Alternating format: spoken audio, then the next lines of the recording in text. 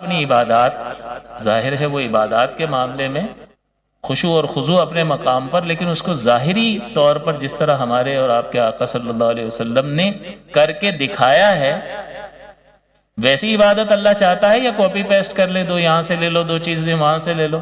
نہیں، بلکہ شرائط اور فرائض کو کرنا ہے اور مفسدات سے اپنی عبادت کو بچانا ہے۔ تو کرنے والی دو چیزوں کو کر کے رکھنا ہے کہ یہ ہاتھ سے نہ نکل جائے، عبادت صفر ہو جائے گی، اور فاسد کرنے والی چیز کو روکنا ہے۔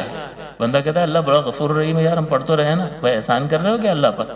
معقول بات ہے یا نہیں ہے کہ کبھی کوئی آپ کوئی کھانا بھی بناتے ہو، کوئی ڈش بناتے ہو، اس میں جو چیزیں شرائط کے درجے میں، جو لازمی اجزاء کے درجے میں ہوتی ہیں، ان کو آپ لے کر آتے ہو، اس میں ڈالتے ہو، ایک ترتیب قائم رکھتے ہو، ابھی یہ ڈالنا ہے، اتنی دیر کے بعد یہ ڈالنا ہے، اتنی دیر کے بعد یہ ڈالنا ہے۔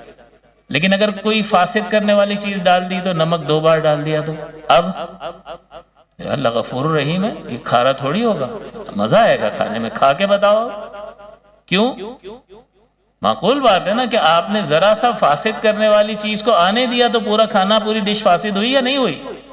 ہوئی۔ اور نبی اکرم صلی اللہ علیہ وسلم کی حدیث پاک صاحب ہدایہ نے اس کو ذکر کیا کہ صحابی آئے اور نماز پڑھی حضور کے سامنے، پھر حضور کی خدمت میں تشریف فرما ہوئے، حضور نے کہا قم فصلی فإنک لم تصلی، کھڑے ہو جائیں نماز پڑھیں، آپ نے نہیں پڑھی، حضور ابھی تو پڑھی ہے۔ صحابی نے حضور کو عرض نہیں کیا کہ حضور اللہ بڑا غفور الرحیم ہے، میں نے پڑھ تو لی، اب وہ جیسی بھی پڑھی، کیا وہ محتاج ہے ہماری صحیح نماز کا؟ بھئی صحیح اس نے اپنے نبی کے ذریعے جو سکھا کے بھیجی ہے وہ مطلوب ہے۔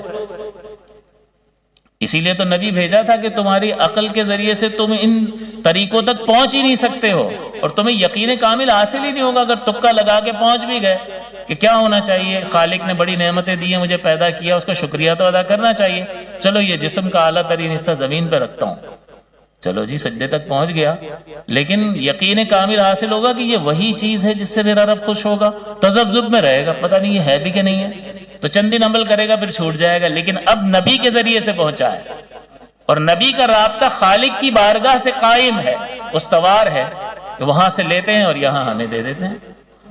تو آپ کو یقین کامل ہے، بتاؤ 1400 برس سے وہ عبادت کی جا رہی ہے جو سرکار نے سکھائی تھی، کیوں آپ کو تذبذب نہیں ہوتا؟ پتہ نہیں یہ ہے بھی کہ نہیں، کہ اس سے رب خوش ہوتا ہے کہ نہیں؟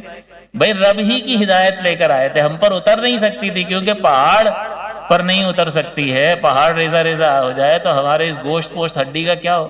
لو انزلنا هذا القرآن على جبل الى آخر الآیہ۔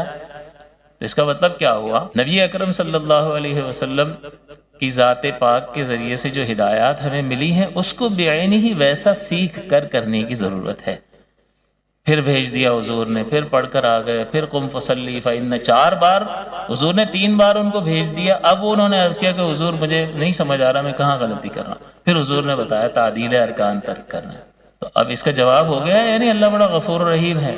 تو حضور تو سکھانے آئے تھے، حضور ہی تو بتانے آئے تھے کہ اللہ غفور الرحیم ہے، تو حضور سے زیادہ کوئی جانتا ہے اللہ کو؟ بلکہ اللہ کی معرفت کسی کو کسی درجے میں جتنی بھی حاصل ہے وہ صدقہ ہے نبی اکرم صلی اللہ علیہ وسلم کی ذات پاک کا۔ تو اب آپ غور کیجئے کہ عبادت بھی سیکھ کر کرنی ہے۔